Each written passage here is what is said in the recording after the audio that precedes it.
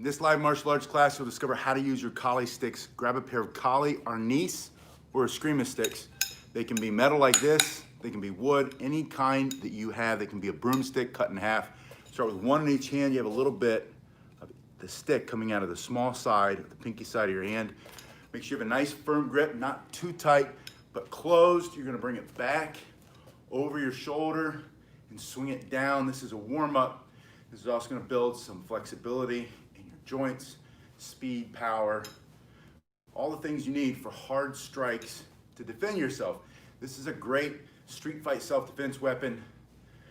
It's just two simple sticks. And when you learn how to fight with your sticks, you can learn how to pick up a magazine. I'm gonna show you that later. Roll it up, and then you have a weapon with you. You have something to defend yourself with in case somebody else has a knife and you have nothing except your flesh, your skin and bones. You roll up that magazine. You've learned how to defend yourself by striking using these sticks, using Kali or Arnis sticks or Eskrima sticks. You'll know how to fight and defend yourself with that other weapon that you improvise, that you make out of a stick you pick up from the ground or that rolled magazine or even a water bottle. I'm going to show you that today. But warm up this way, one in each hand. If you have two, use two. If you only have one, use one. After you've done this for about 30 seconds, you start to get blood flowing into the shoulders, the elbows, the hands. You're going to split it. So you're just swinging one arm at a time. That's going to increase the stretch you're getting in your shoulders, your arms. This is great for posture. This is good for the muscles that align your spine along the upper back. This will help to improve the health in your shoulders. And now I want you to go back to just the wrist. You're going to twist your Kali sticks this way. I put a link in the description below if you need a pair. I always start with rattan. I like rattan. I like to use these just for fun, for demonstration. If I only had one pair of Kali sticks, it would be rattan. If I were using a pair of Kali sticks to defend myself, it would be rattan. These are great. They're aluminum. They're really cool. When they hit each other, they make an awful sound. They hit hard because they're aluminum and they're strong, but they do dent. And they do, if you were using these all the time for self-defense, I wouldn't recommend them. They're not bad. These come from Karate. No, that's wrong, not Karate Mart.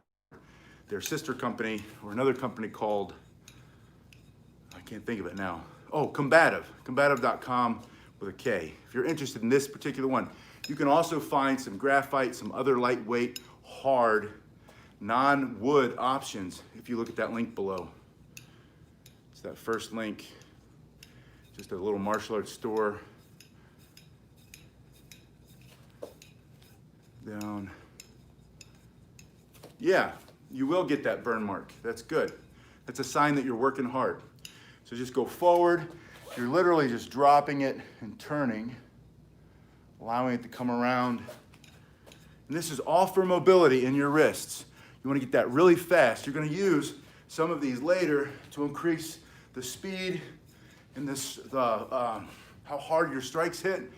But it's also just to get good flexibility in that wrist. You want to try to keep your hand closed the whole time.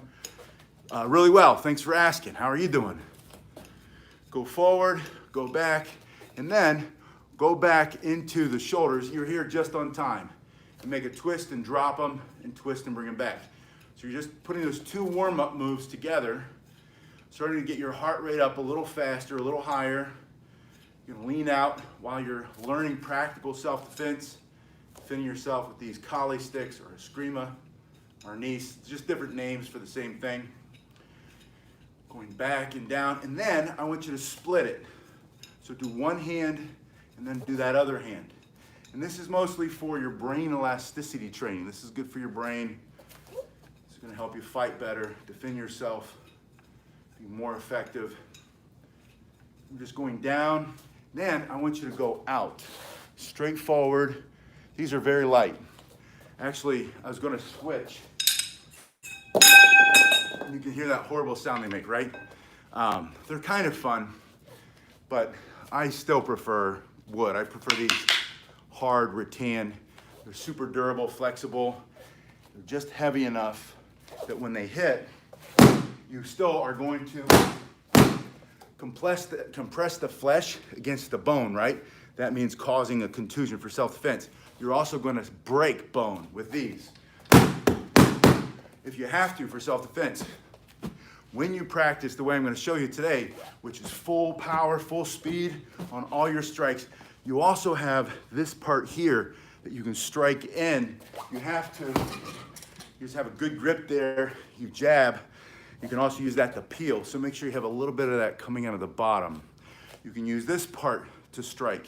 You can strike in this way, coming up this way, coming through, coming in these ways. So make sure you have a good, it is. And that's what's so great about this weapon, is that it does generate a lot of power, and it's a stick.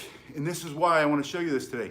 If you learn to do collie sticks or a screamer or niece, whatever you want to call them, and you practice the basics, right? Right now we're practicing just the twirls or spinning. We go down, we go up, and then you can go forward and back. This is where we were in this warm up. Both hands at the same time, and then one hand, and then the other hand. So I want you to learn how to separate your hands, fighting with one hand and then the other one, and then go back to here. 30 seconds here, both hands, same time. You can see I'm starting to glisten. That means I'm starting to sweat a little. My heart rate's coming up. I want to make every workout that I can a fat burning workout, a strengthening workout, resistance training. When I start to go faster and stronger, then I start to put pressure on the muscle. That's that resistance. I start to move faster. I go low. I come up higher. I stretch out and I reach. I'm increasing my capacity for self-defense. I want you to fight like that. I want you to train like that. It's easy to do the easy stuff. The easy stuff is a good warm-up, right? But once you get past the easy stuff, then you really have to challenge yourself along all those different ranges. Speed, slow, medium, and then fast, and then reach, close, and then middle or medium, and then those far, big motions, right? Big reaching motions, and then soft and gentle and hard and fast, so you can defend yourself when you have to. Street fight self-defense, but you don't want the first time you need it to be the first time you ever try to go as hard as you can, because you hit, and it falls out of your hand, and you did that for self-defense, you're in trouble. You want to know what that feels like on all the different surfaces you can find. Don't go beating up your house or whatever, but use a tree, wrap a pole, get a partner. Hello, it's good to see you. Go stick against their stick and get a feel for it. Every once in a while, you're gonna get your fingers in your hand. And then if you want, in the link below, I put in there there's some of those padded ones that you can get. Yeah, not just any tree, okay? You find a tree, and then you take some cloth and you wrap it really well so you're not damaging the tree. I'd prefer a pole. If you have a pole, use a pole, but not everybody has that. If you have a stack of tires, use a stack of tires. If you can use a bag, use a bag, but use what you can. And if you do use something that's live like a tree, use your common sense. Don't just destroy a tree, wrap it, right? This was once a tree. Actually, it was a grass. Rattan's a grass. And it's harvested just for our purposes. All right, so back to this. We're gonna do 1, 2, 1. And I want you to challenge yourself. Try to put one out, and then as you bring it in, bring the other one out, so that you're moving them at the same time. And you're gonna make it look easy. Once you do it enough, this is gonna feel easy, it's gonna look easy. You're gonna wonder why you ever struggled at the beginning. But if you do struggle at the beginning, just know all you have to do, yes, go see your family. All you have to do is just keep going and you'll get there. All right, so you've warmed up, you're starting to sweat just a little bit. We're gonna go into,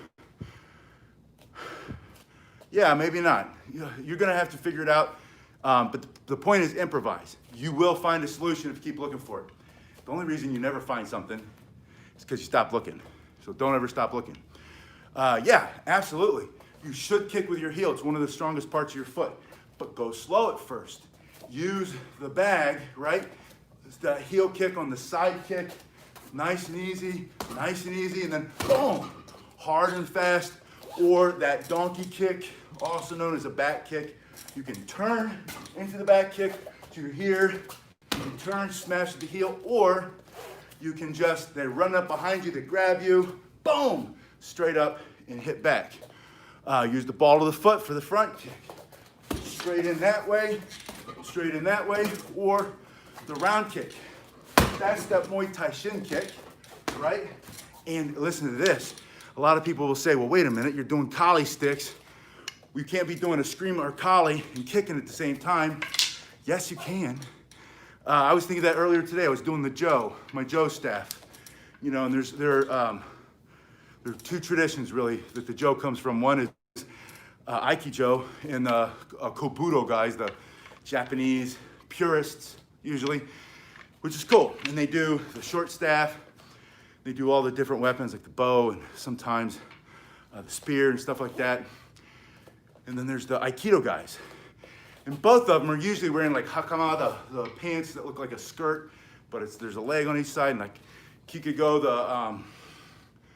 the long jacket that the kendo fighters wear, or that and then there's the ninja guys. And the ninja guys do it too. Forgot about the ninja guys. But the point is they all wear like a fancy costume.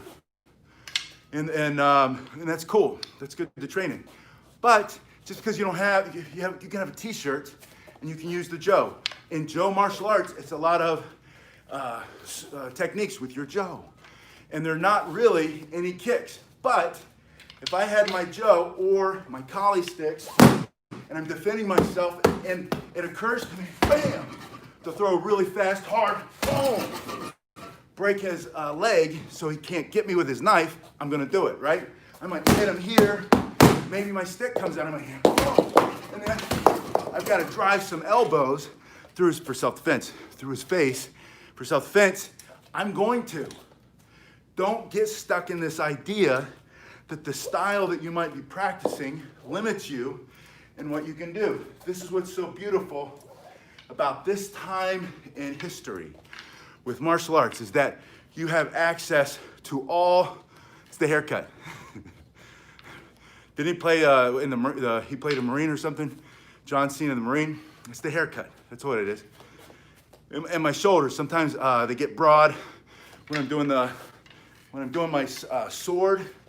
I like to practice the sword strikes, and I do this over and over again, and then the blood gets in there and I get pumped up. I take off the thing because it's all stinky. My Taekwondo top, I was wearing a karate top this morning. What do they call it? Gi. I took off my gi top and I'm practicing, and it's hard to get off because my shoulders get broader. It's just from doing that one thing. When I do a lot of push-ups, my chest gets bigger. But the point is, when you do this fighting with whatever the style is, don't limit yourself to not throwing a kick or not throwing an elbow or not throwing a headbutt or biting them in the chest when they're on top of you, when you're trying to defend yourself, because it's not in the book, right? And some people will jump on some of these comment sections, which is cool, and I appreciate it. I bring it all in. Yeah, but you can't carry a sword down the street. You carry a real live, by live we mean a sharp-bladed metal sword, down the street. The cops are gonna get 12 phone calls from concerned citizens saying some weirdo walking down the street with his kin, and you're just all thinking, I'm gonna defend myself, and the cop goes, who's gonna win that one? We know who wins that one. You see it all the time. Oh, awesome. I appreciate that. I love that, man. I just ordered some more of those t-shirts myself. I'm gonna start wearing them more when I do these. I had 3, but I've lost them. I don't know where they are. Somewhere in the wash, but I love wearing them. They're really, they wear in really well. All right, anyway. No, that's the whole point of this. You might not even be able to walk around with these. Let me show you what to do with these real quick for striking, and then I'm gonna show you how to use something other than this, because you asked me what happens, what's the best non-martial arts weapon that I can use for street fight self-defense, are there any options? And I said, yeah, they're all around us, right? They're everywhere. You have a lot of different options. So from here, you have this basic strike. Think of this angle, coming here, coming one, coming two. Yeah, they are. I just put them all up there. I probably won't take them down until later if I ever do, but you can hear me ramble on all you want. Anyway, so ask me that about the hand. So come through here, these just basic angle strikes. And you want to, it depends. The question about self-defense is, what are my targets? Self-defense is a series of principles and not techniques. Self-defense says, number one, pay attention. Always number one. Situational awareness. What's happening around me while it's happening? You come walking out of your door in the morning, whether you live in a condo apartment, you live in a tenement, or you're in a hotel, you're on vacation, or you live on a boat, or you work on a boat, and whatever it is, right? You live in the dorms at school, and you walk out, you look around. You don't walk out like this. And that's what most people do now. I see it all the time. I don't care where they live. They live in the great, safest neighborhood in the world where you can still get kidnapped, shot, whatever. They live in an apartment building and they're walking around like this. And half of it is habitual. They're just used to doing it. The other half is they might be nervous and this makes them feel less nervous. The reason you're nervous is because what you could imagine could happen. So paying attention to walking out, and then you look first at what's immediately around you. Think of like 5 yards, right? 15 yards or feet. You look this way, you look that way, and then you immediately look up. And you look down the hallway in the apartment building or down the street, down the building. You look across the street. You look to see if there's any threat, right? It's habitual though. They don't even think about it. They don't realize they're doing it half the time. You get so used to doing it, and then you realize, oh, how did I get here? People do it while they're driving. I saw an old man this morning driving, and no exaggeration, he's driving like this with his thumbs on his phone, and not once did he look at the road. And I keep looking at this guy, I'm like, what are you doing? You're gonna kill all of us. And he didn't. And people say, oh, those young kids are always on their phones. It's not young kids, it's all of us. All of us have the potential to be on our phone and not pay attention and hurt somebody, but it's also situational awareness. So back to self-defense. You asked me, is it face level? Yes, if your target is the face. So the question is, what are the targets? You get in that better position, the stick's between you, back up, I'll defend myself, right? And you wanna put this stick between you and the threat. And if you have 2 sticks, put them both. See, that's a force multiplier. You have all the skills you need to defend yourself. Now you have a force multiplier. You become even stronger. It's better that you hit the hand that's holding that knife with this than try to grab the hand that's holding the knife. If they have the intention, they come up, you might not even see it before that happens anyway. So you create this distance between you and the threat. That's a principle of self-defense. Distance when you can, put between you and the threat, get your hands up, use your verbal, back up, I'll defend myself. Stay away from me, get back. Don't come any closer, right? Loud and clear so everybody is alerted. Oh, you might need some help. And then they look over. If your hands are up like this is how you start with no weapons. If you have just one stick, it's like this. Back up, man, I don't want to fight. But I will defend myself, right? And you tell them. And then they close that distance. You have this hard, fast weapon. But the question is face level, if that's your target. You ask yourself, what can I remove or destroy? His ability to see me, his ability to breathe temporarily through his nose, permanently through his throat, right? That's what that's for. That's what this is for, right there. His ability to chase after me. Now my target's changed. Now I'm going to the legs. Maybe it's that pit bull. I've seen a lot of those this week. So one just walking around this neighborhood. No owner in sight. Just looking for something to grab hold of, right? And not all pit bulls are like that. I understand it's the training, whatever. But a lot of them are. In certain neighborhoods where they've been trained to fight dogs, or they're on chains 24 hours, they get loose from the chain, or someone lets them go on purpose, and then they go and they maul somebody. And we see that in the news every single day in different parts. Now it's you. You walked out of your apartment, and there's that dog, all you have is a collie stick. Now you have something, force multiplier, right? That dog's jaw, you know, they latch on, they don't let go. And then they just shake it, and they try to rip off chunks of skin. And all you have is a hard stick that increases the distance between you and that dog. And you're like, back up, dog. And you get him on the nose a couple times, and he's out of there.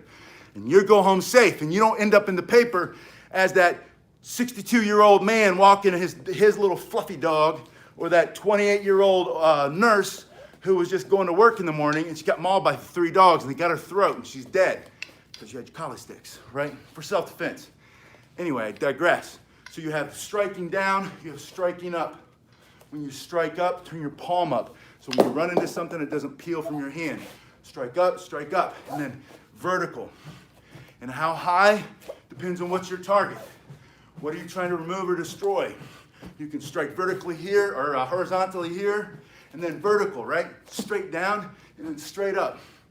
Think about up under the chin. Think about he's trying to punch, smash his fist. He's got that knife. Smash the knife, smash the knife, smash the knife.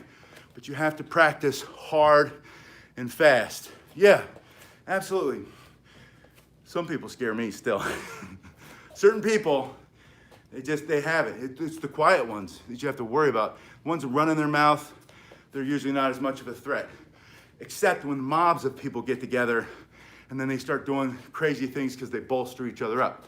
In that case, situational awareness, go down another street, right? Create some distance. And then if you have to, fight multiple attackers, good. Better again to have one of these than not have anything but your flesh, right? And you create distance, and if you can move, you try to line them up, you try to get, 10 and 2, what they say, fight this guy, fight this. But it's all about moving really fast. Absolutely. A lot of the cane skills, the old cane skills, the Hapkido style cane had a lot of wrist grabs, takedowns, because Hapkido is really a fancy word for jiu-jitsu. So you have Korean work, you have like joint locks, pressure points, takedowns. And so the cane was really good at doing this stuff, right? All these old-fashioned, which is really cool, and it's fun to learn that esoteric stuff. And I love Aikido. Like I would do Aikido 24/7 if I could. It makes me really dizzy when I roll, but I love Aikido. It's so pretty, but I wouldn't use Aikido on the street. And then you see these guys, the dim mat guys, and the one punch, touch. They touch the guy and he falls down. Aikido is really good because they all practice rolling for each other. Hapkido is the same way. Hapkido does have some punches and stuff. All right, increasing your speed. Someone asked me, does twisting or spinning a staff or a stick or whatever, does that really build wrist strength? And the answer is yes, it does. You want to get really strong?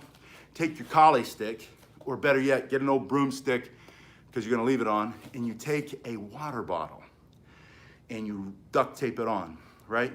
And the water bottle can be full of water, and then slowly go through the range of motion. Now you have what's called a levered weight. Let me show you a levered weight. Hold on.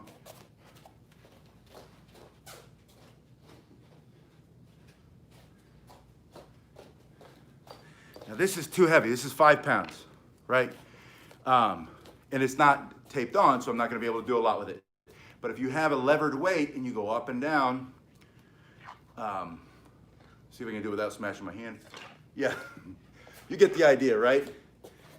Oh, let me show you a better levered weight.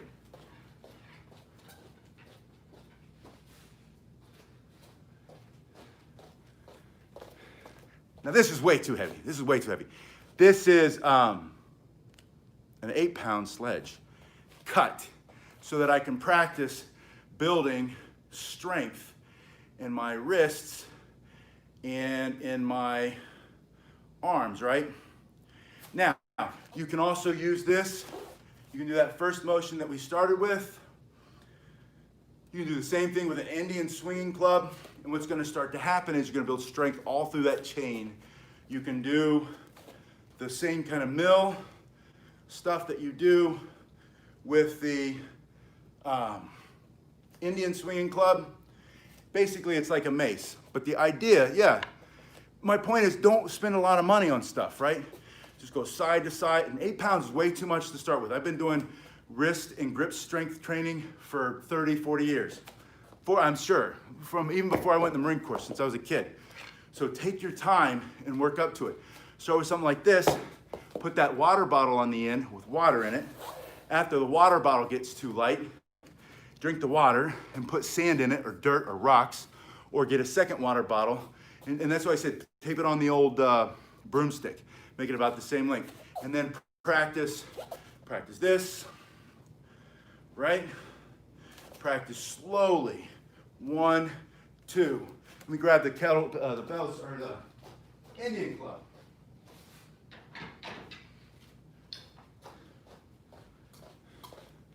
Get yourself a pair of Indian clubs. Practice here. You can do this motion. You can add a little squat to start to lean out faster. You can then split them. And then you can practice your Sinawali, the same Sinawali that you do. This is a 2 pound. I would start with 1 pound, or practice with your sticks and put the weight on them. And then the faster you get with this, the faster your strikes are going to be with your collie sticks.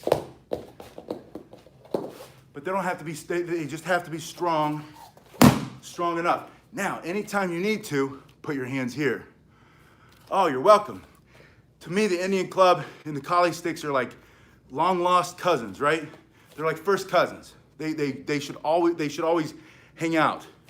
They should, at least once a week, they should get together and play. Once a week, you should grab your Indian swinging clubs and do those, and do the mills, and do all the things that you do with collie sticks, but just slowly. With those Indian swinging clubs, you're gonna build the strength that you need to really defend yourself, whether you have something in your hand or not. With this collie stick, 1, 2, 3, 4, 5, 6, 7. Practice that, right? We've got other ones, but they're not as critical when we're talking about basics, getting started. And then the other hand, 1, 2, 3, 4, 5. If you want to work on the footwork, think about a triangle. Step into the right, step back in square. Step into the left, step square. See, my hands are up. Whether you have your collie sticks in your hands or not. Step in, step back. Step in, then back into the side, up to the square, back into the side. So if you were to think of your feet and you had 2 angles going out this way and 2 angles going out in the reverse, practice moving that way. So many people move straight in a line, maybe they back up a couple steps, maybe they move to the right, maybe to the left. You're gonna become a great martial artist when you practice side to side, right? 1 here, 2 in here, this is good.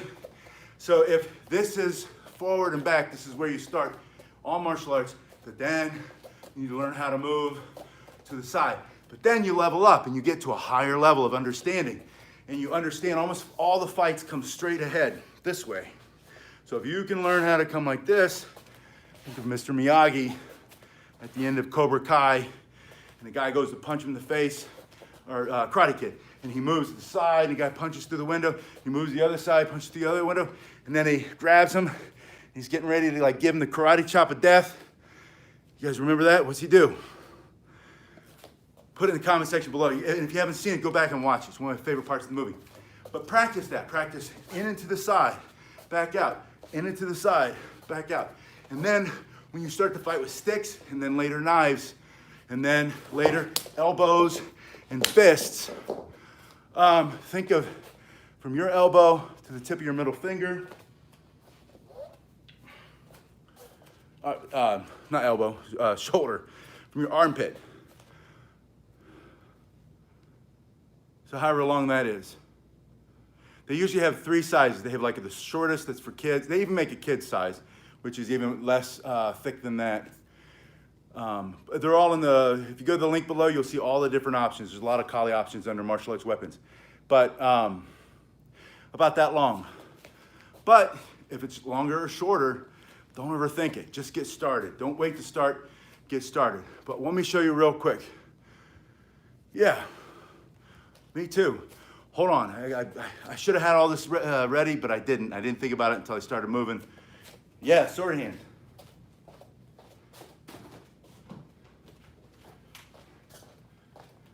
this is the Century catalog.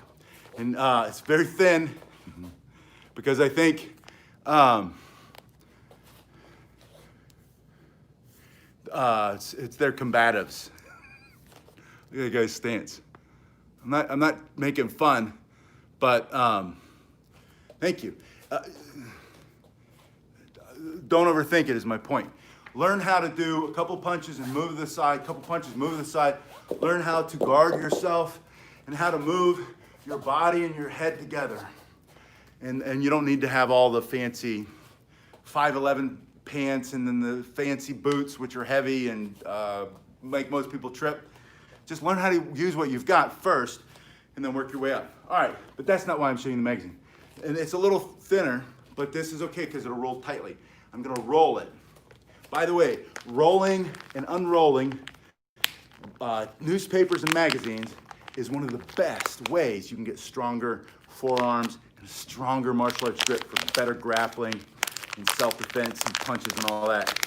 All right, so now it's as tight as I can get it. And the reason I wanted to show you this is a hard stick, right? Is it as hard as my collie stick? No. It's gonna last as long as the collie stick? No.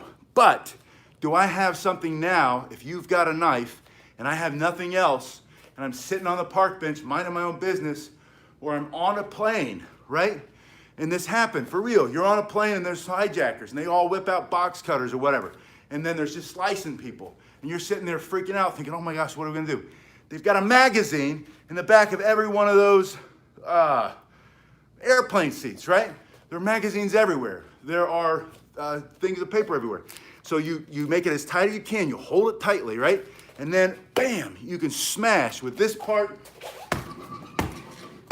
That's extremely hard. They have that blade, and this is gonna get all sliced up, and you might miss and nick your fingers, but you're not gonna bleed out from this side, right? That's the hard, bony side. This is better. Bam, bam. Smashing that hand, going for the face, going straight to the throat for self-defense, straight in this way. And that's just eventually, yes, eventually. But the point is, it's either this or this. Either this against a blade, a sharp blade that they've got, or this. Yeah, and the nice thing about this compared to credit cards, it's a little bit longer, right? And it's a little bit longer, it's a little bit harder. Thank you, it's a little short for my, what I wanted this week, but I like the kid, he cut my hair, he's a smart kid. It's a good haircut. So smashing this way, I feel like I gotta sign back up for the military. Smashing this way, and you can hear that. Just the same, yeah. I mean, there's a million different options is the point. But I wanted you to see one of them because you asked me, what happens if I don't have a stick or what can I have with me? I'm not allowed to carry a stick. And so now you've got this. Yeah, if you've got some of the nicer aluminum ones, those are good options. But nothing as good as this, right? Not nothing, but the length is why I like it. I like it because as a magazine, they're ubiquitous. There are a lot of places. Yeah, you might have one, or your wife or your husband might have one on them. You can also use a newspaper. You can use, you're going to school, you have your thick report you got to turn in. You know, it's on the computer, you can reprint it. You just roll that thing up, get it nice and tight, and that gives you an option. A water bottle, and let me grab a water bottle real quick.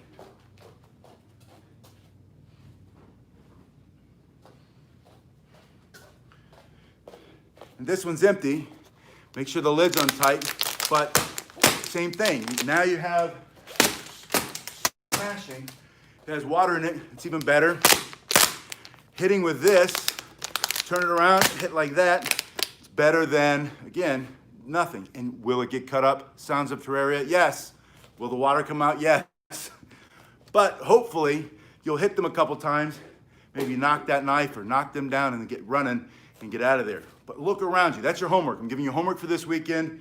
We might have a hurricane come through, so I might be off for a couple days. Maybe not. They seem to blow through sometimes. But if you don't see me for a couple days, it's because the storm came through. So your homework from now until the next time we see each other is to look around for what you can use that takes the place specifically of your collie or a screamer or a knee stick. What is your self-defense weapon? And practice and train with these. And then, thank you. get that magazine, roll it up, and practice. Whatever you hit with the stick, hit with your magazine. But look around and see what else other than a magazine and a water bottle, and then come back to this video. Please come back. Yeah, we'll be great. Please come back and put in the comment section below what you found and why you think it would work. And it doesn't have to be like some dissertation. Some of you guys want to write a dissertation, go for it. But usually just put down, yeah, well, you can have a lot of good stuff in your rucksack.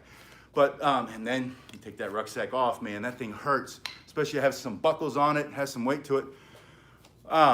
Yeah, water bottle, and maybe you carry two. One's got water in it, and one's just a thin water bottle, and maybe it has water in it, back up, and that's your self-defense water bottle. Or, yeah, you can use house keys, you can use all kinds of stuff.